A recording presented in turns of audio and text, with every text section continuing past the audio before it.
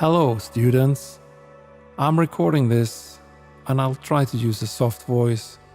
And my ambition is to create something that you can listen to, that makes you relax, chill, and perhaps go to sleep.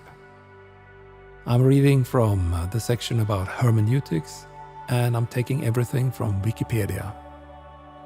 Here we go. Here we go. Here we go. Here we go. Hermeneutics is the theory and methodology of interpretation, perhaps especially the interpretation of biblical texts, wisdom literature, and philosophical texts. Hermeneutics is more than interpretive principles or methods used when immediate comprehension fails, and includes the art of understanding and communication. Modern hermeneutics includes both verbal and non-verbal communication, as well as semiotics, presuppositions, and pre-understandings. Hermeneutics has been broadly applied in the humanities, especially in law, history, and theology. Hermeneutics was initially applied to the interpretation or exegesis of scripture, and has later been broadened to questions of general interpretation. The terms hermeneutics and exegesis are sometimes used interchangeably. Hermeneutics is a wider discipline which includes written, verbal, and non-verbal communication. Exegesis, it focuses more on the word and grammar of texts. Hermeneutics is derived from the Greek word hermeneuein, which translates to interpret, from hermeneus, which means translator or interpreter. It has an uncertain etymology, and a pre-Greek origin is suggested. The technical term hermeneia was introduced into philosophy mainly through the title of Aristotle's work Perihermeneias, commonly referred to by its Latin title De Interpretatione, and translated in English as On Interpretation. It's one of the earliest philosophical works in the Western tradition to deal with the relationship between language and logic in a comprehensive, explicit, and formal way. Folk etymology places its origin with Hermes, the mythological Greek deity who was the messenger of the gods. Besides being a mediator between the gods and men, he led souls to the underworld upon death. Hermes was also considered to be the inventor of language and speech, an interpreter, a liar, a thief, and a trickster. These multiple roles made Hermes an ideal representative figure for hermeneutics. As Socrates noted, words have the power to reveal or conceal, and can deliver messages in an ambiguous way. The Greek view of language as consisting of signs that could lead to truth or to falsehood was the essence of Hermes, who was said to relish the uneasiness of those who received the messages he delivered. There are ties between the word hermeneutics and different religious traditions. Mesopotamian hermeneutics, Islamic hermeneutics, and Talmudic hermeneutics. The discipline of hermeneutics emerged with the new humanist education of the 15th century as a historical and critical methodology for analyzing texts. In a triumph of early modern hermeneutics, the Italian humanist Lorenzo Valla proved in 1440 that the donation of Constantine was a forgery. This was done through intrinsic evidence of the text itself. Thus, hermeneutics expanded from its medieval role of just explaining the true meaning of the Bible. However, biblical hermeneutics didn't die off. For example, the Protestant Reformation brought about a renewed interest in the interpretation of the Bible, which took a step away from the interpretive tradition developed during the Middle Ages back to the texts themselves. Martin Luther and John Calvin emphasized scriptura sui ipsius interpres. Scripture interprets itself. Calvin used brevitas et facilitas as an aspect of theological hermeneutics. The rationalist Enlightenment led hermeneutics, especially Protestant exegetists, to view scriptural texts as secular classical texts.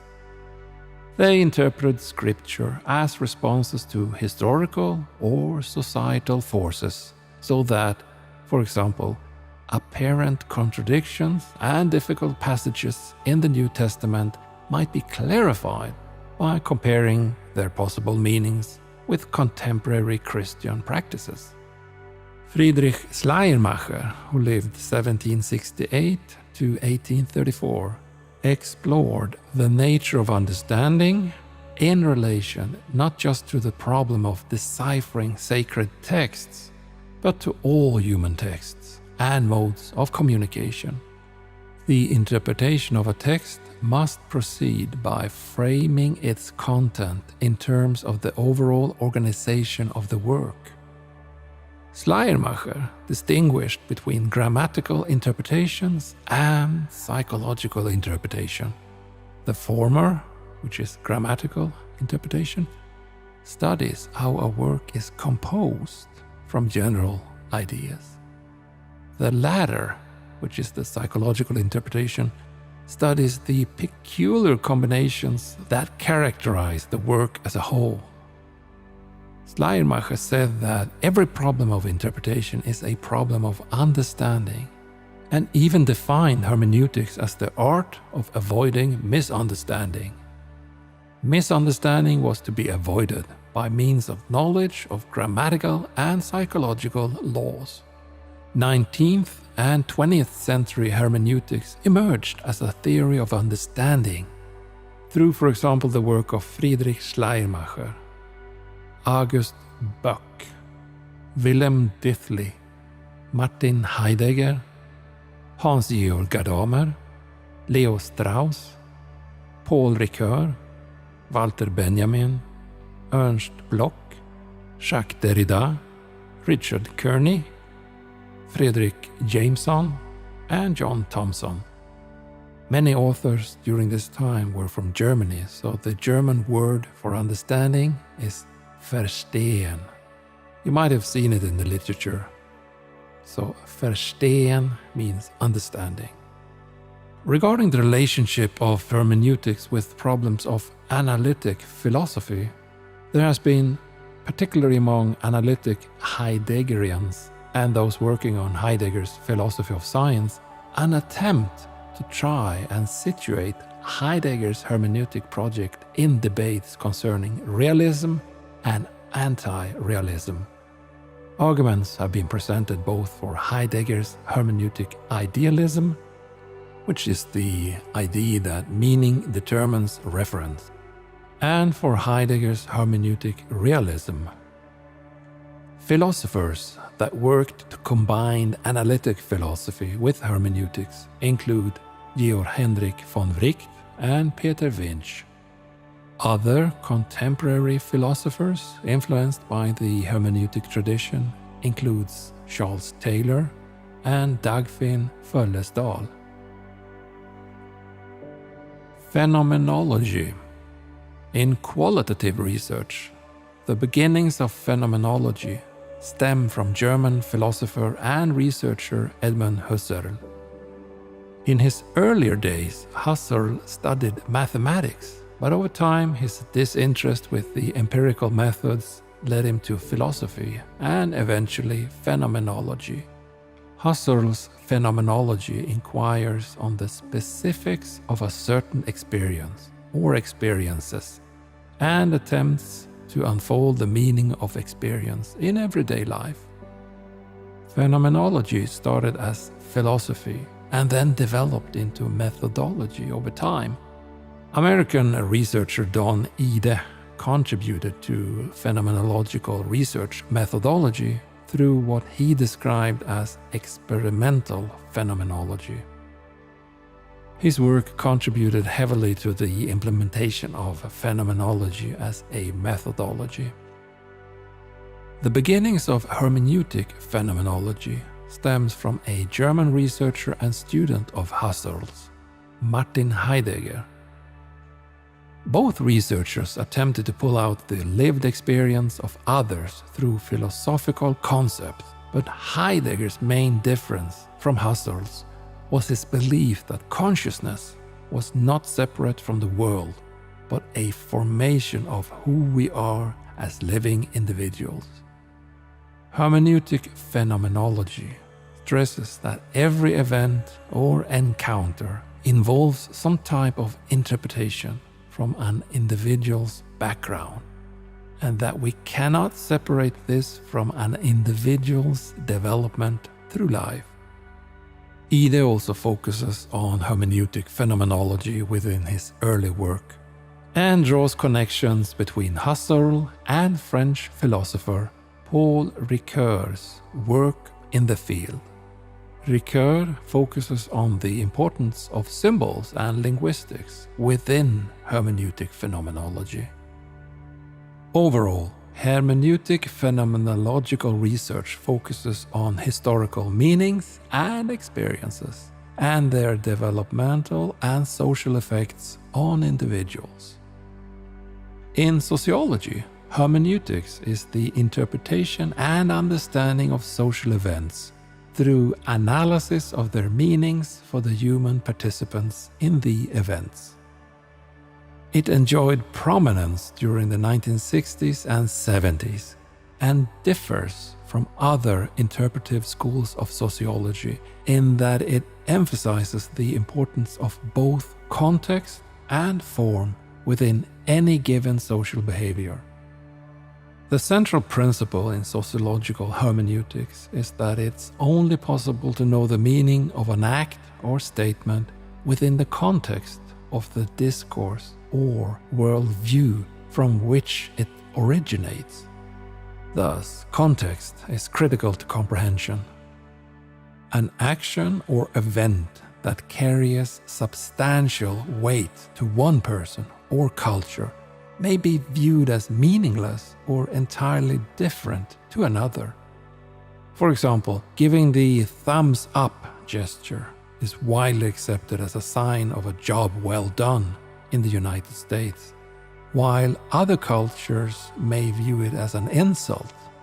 Similarly, putting a piece of paper into a box might be considered a meaningless act, unless it's put into the context of democratic elections, i.e., the act of putting a ballot paper into a box.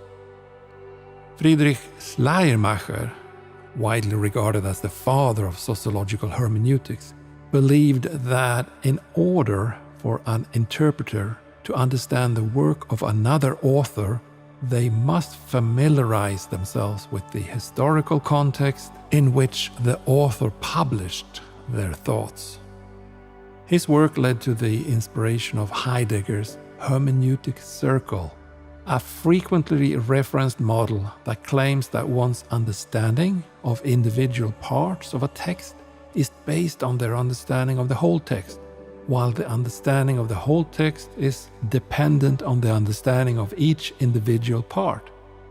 Hermeneutics in sociology was also heavily influenced by German philosopher Hans-Georg Gadamer.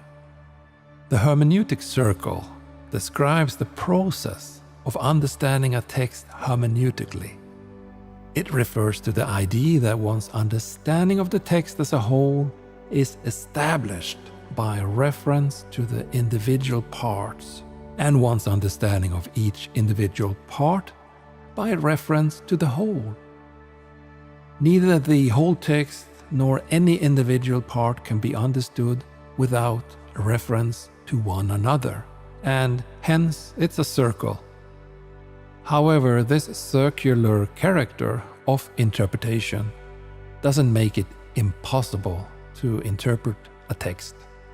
Rather, it stresses that the meaning of a text must be found within its cultural, historical, and literary context. Friedrich Schleiermacher's approach to interpretation focuses on the importance of the interpreter understanding the text as a necessary stage to interpreting it. Understanding involved repeated circular movements between the parts and the whole. Hence the idea of an interpretive or hermeneutic circle.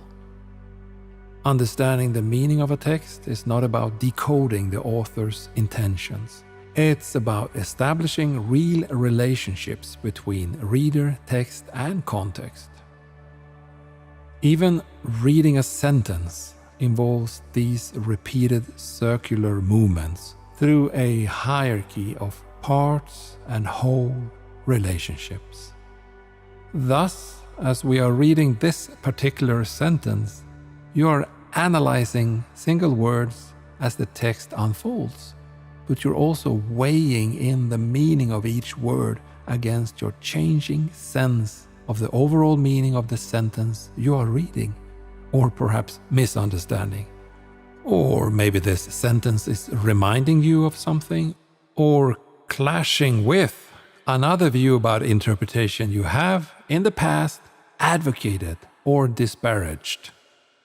Hence, we are brought to the sentence's larger historical context, depending on its location and our own circumstances.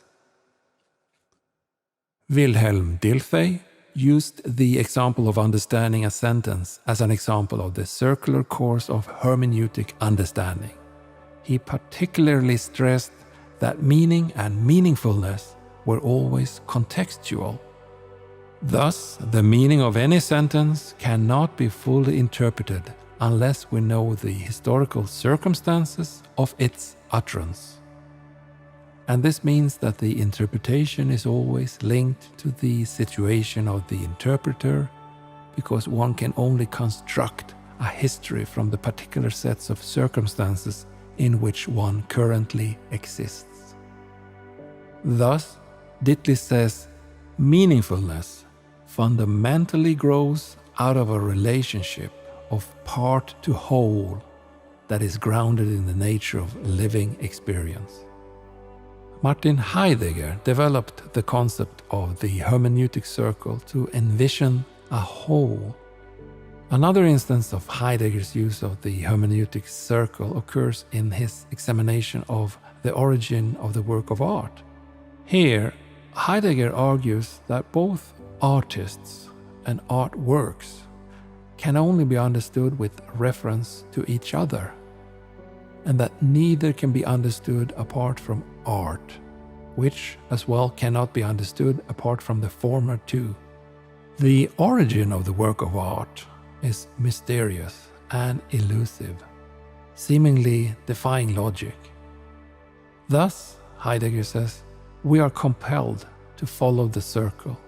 Heidegger continues, saying that a work of art is not a simple thing as a doorknob or a shoe, which don't normally involve aesthetic experience, but it cannot escape its thingly character, that is, being part of the larger order of things in the world, apart from all aesthetic experience.